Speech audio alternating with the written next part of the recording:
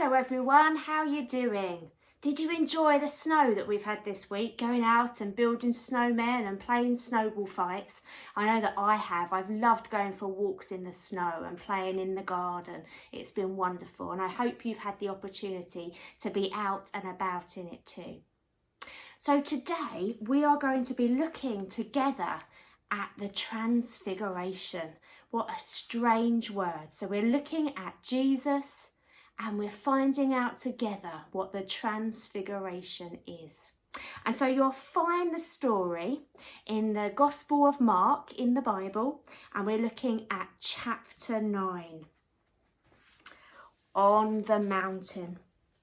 One day Jesus took his closest friends, Peter, James and John, to a high mountain.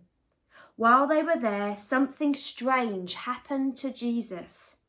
As they watched, Jesus' face and clothing became like a bright, shining light. Then two men appeared standing beside Jesus and talking to him. They recognized the men as Moses and Elijah. Peter could not keep quiet. "Let us build 3 shelters or 3 tents, one for each of you," he called out. But before Peter could finish speaking, a bright cloud covered them, and they heard a voice speaking from heaven. "This is my son," said the voice. "I love him. I am pleased with him.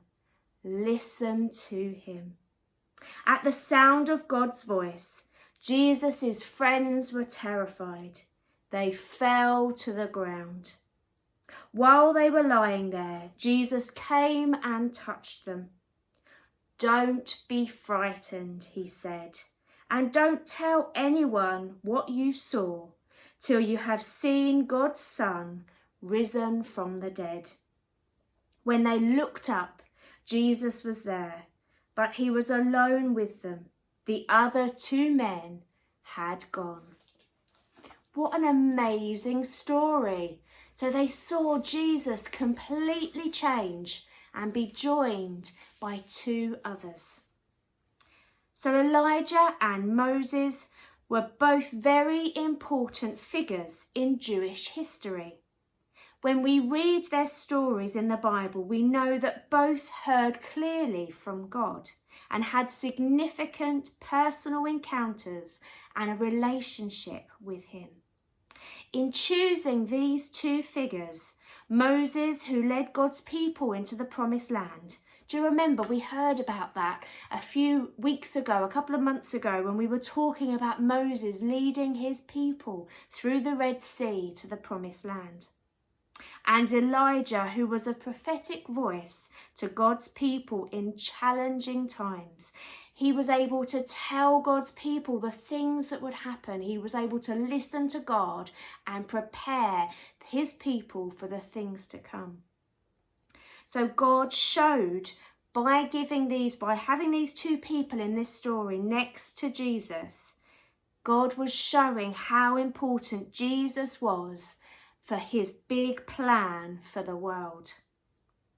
Peter and the disciples had seen Jesus do amazing things. But in this passage, it says that his appearance was physically changed. Do you remember in the story? It says his face and his clothes were shining like bright light. Jesus was shining brightly.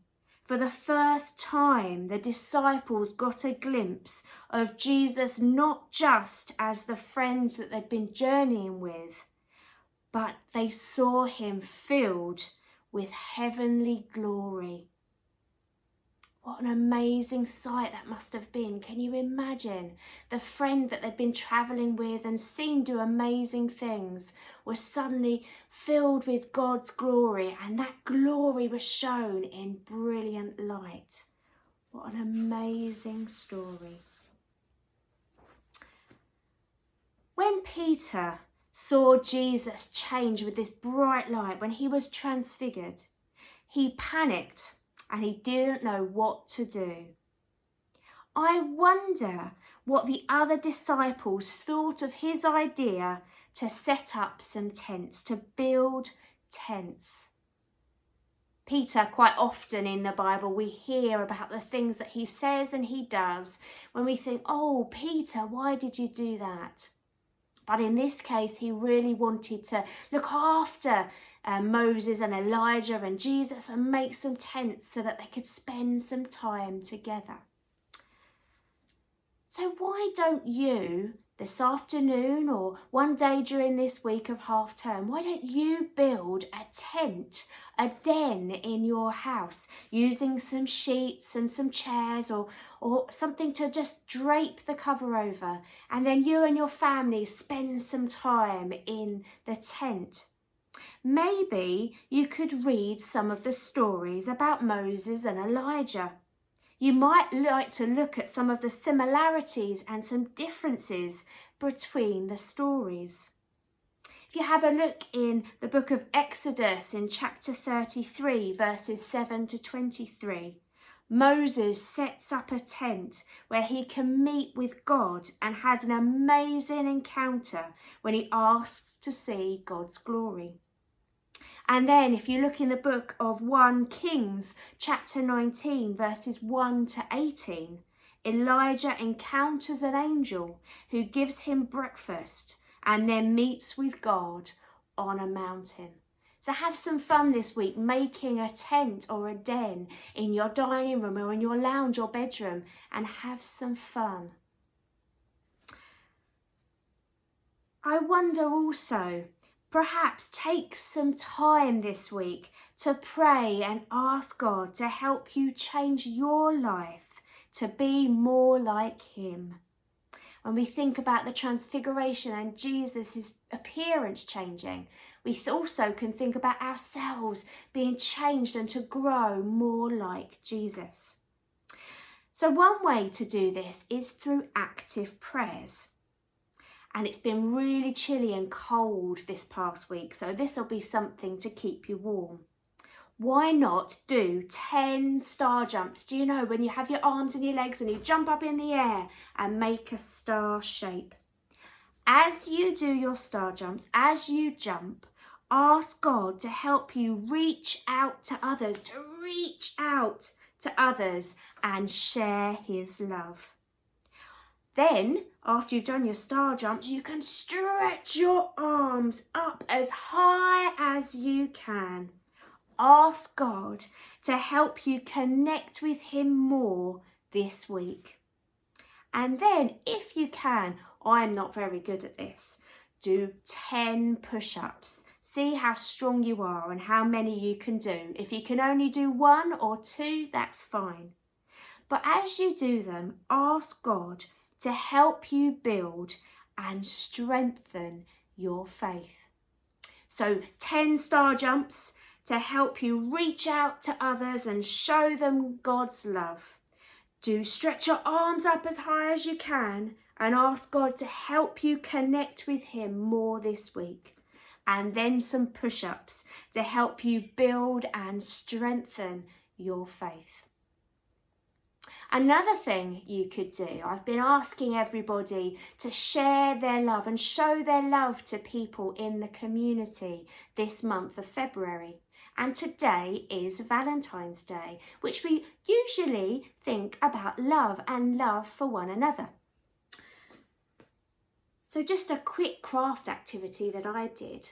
I made a couple of hearts.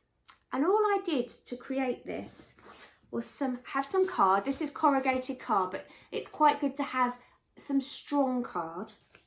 Then I had a heart template, which I drew. I then drew round on my card, cut it out using a pair of scissors, and I had some red wool. It doesn't matter what colour wool you've got, it all works perfectly well, or some thread, whatever you have. Then what you do is you attach it to the centre of your heart, and you literally just wrap it and wrap it and wrap it and wrap it around the heart until it becomes squishy and every bit of card is covered. And then with the end, you just tuck it under a couple of rows to keep it safe and secure. And I just added some string just so I can hang it up, so I can give it to one of my neighbours or somebody in my family or a friend to tell them that I love them. Or we could just hang it in our window for people who come past our house to know that our house is full of love and that we love the people in our community. So have a go today. Really, really simple craft. And as we come to the end of our family worship, let us share a prayer together. So I like to wash my hands, shake them out, hang them out to dry, and then bring them together and close our eyes. Dear God, thank you for the story of Jesus' transfiguration, which reminds us of how holy Jesus is. Even as we draw close in friendship with you, help us remember what a privilege it is to be able to come into your presence. Thank you that just like Elijah and Moses and the disciples, we can know you and grow in knowledge of you and relationship with you. Help us to make time with you a priority this week. Amen. Now, I really hope that you have a wonderful half term. If you get time to do some of those exercises and to have some active prayer time, that's wonderful. But enjoy your week off, and I look forward to seeing you all soon. Take care. Lots of love.